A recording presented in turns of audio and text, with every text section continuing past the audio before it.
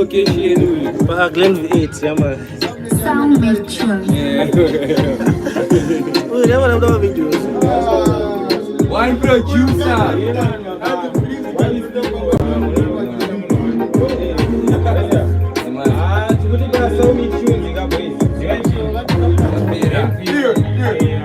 Sound Mitchell.